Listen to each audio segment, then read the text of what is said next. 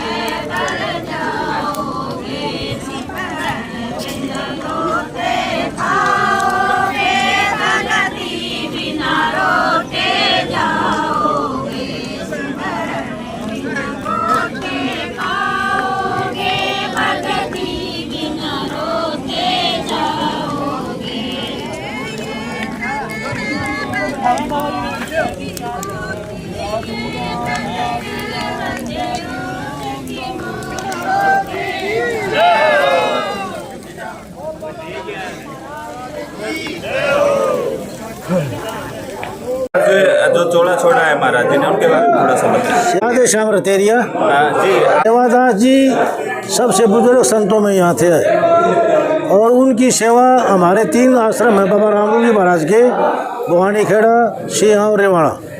उन तीनों में उन्होंने बहुत सेवा की है। और दादू समाज में उन्होंने दादू बाग में भी, बहराना जी में भी, हर जगह जो दादू समाज का फंक्शन होता था वहाँ बहुत सेवाएं दी इन्होंने। और इन्होंने अपना आश्रम बनाने की इच्छा नहीं जाहिर की। हमने बहुत दफ़ा कहा, नहीं मेरे सारे मेरे आश्रम हैं। और निर्लेप साधु थे, भक्ति भाव से रहते थे, सबको अच्छी शिक्षा देते थे और सेवा भाव रहते थे। और इतने बुजुर्ग संत थे। अब भी उनके 2 महीने पहले हमारी पोती शादी में आए थे सरसा में, तो बिल्कुल ठीक थे, स्वस्थ थे।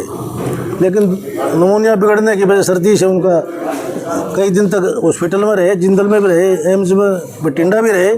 उनकी सेवाएं दादू समाज के लिए बहुत ही सराहनीय है। और ऐसा संत बिरला ही होता है दादू समाज में जिनको माँ से कोई लोभ नहीं था। सबसे बड़ी बात ये होती है संतों में, उन्होंने बहुत ही सेवा की समाज की। और इतने बड़े संत मेरी समझ तो हरियाणा में मेरी समझ दादू समाज में नहीं है। और बहुत ही बढ़िया संत थे जिनकी जितनी भी व्याख्या की जाए उतनी थोड़ी। आज हमारे संत शिरोमणि बाबा सेवादास जी ब्रह्मलीन हो गए हैं और दादू समाज के ऐसे महान तपोत्याग मूर्ति शरीर की दृष्टि से हमारे बीच में नहीं है। बाबा जी ने संत समाज में भी और मानवता भलाई के लिए भी बहुत ही सभी को सरल से स्वभाव से सभी को एक साथ लेकर चलने वाले ऐसे दयालु साधु आज भारतवर्ष में बहुत ही कम बिरले मिलते हैं। ऐसे महान तपस्वी संत शरीर की दृष्टि से हमारे बीच में नहीं है। और बाबा जी एक लंबी आयु लेकर सभी को परमपिता परमात्मा का मार्ग बताने के लिए, सभी को भक्ति मार्ग में जोड़ने के लिए सभी का खूब प्रयास किया है। बाबा जी की आज ब्रह्मलीन की ये जो पंचभौतिक शरीर है वो 5 तत्वों में विलीन हो गया है। सत्यराम सत्य। बाबा जी लंबे समय से यहाँ सेवा दे रहे थे, रिवाणा में, सिया में, भवानी खेड़ा में, जहाँ भी दादू समाज के डेरे हैं, हरिद्वार में भी दादू बाग में काफ़ी लंबे तक सेवा की। सभी भक्तों को भक्ति मार्ग पे, सभी को मनुष्य जीवन का महत्व समझाया बाबा जी ने और सभी ने भी बाबा जी की बात को मानकर अपने मानव जीवन के महत्व को समझा। और उनसे जुड़ी कोई यादगार बात आप शेयर करना चाहें? बाबा जी लगभग 15 वर्षों से मैं बाबा जी को जानता हूँ। बाबा जी का बहुत ही सरल स्वभाव था। हमेशा वो कहते थे कि अच्छे कर्म करने चाहिए और सभी को प्रेम भाव से रहना चाहिए। सरल से स्वभाव में अगर देखें तो संत समाज में जो संतों में गुण होते हैं वो बाबा जी में थे। बाबा जी की करनी और कथनी में कोई फ़र्क नहीं था। बाबा जी हमेशा सभी को एक साथ लेकर चलते थे। बाबा सेवादास जी महाराज रतिया गद्दी के शिष्य थे, गणेश दास जी के शिष्य थे। वहाँ से उन्होंने अपनी जवानी अवस्था में ही उस डेरे का त्याग कर दिया। ठीक, फिर बाबा जी रमत में ज़्यादातर रहे। बाबा जी हमेशा ही परमार्थ का कार्य करते रहे।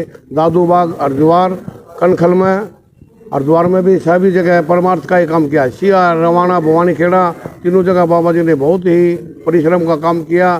तीनों डेरे बाबा जी की दया से आज फलीभूत हो रहे हैं। दादू राम, सतराम बाबा जी की एक साखी थी, बार बार यह तन नहीं नर नारायण दे, दादू बहुरिन पाइये जन्म अमोलिक ये। दादू राम, सतराम। बाबा जी ने विशेष बात यह कही थी, बेटा किसी का दिल ना दुखाइए, किसी का दिल ना दुखाइए।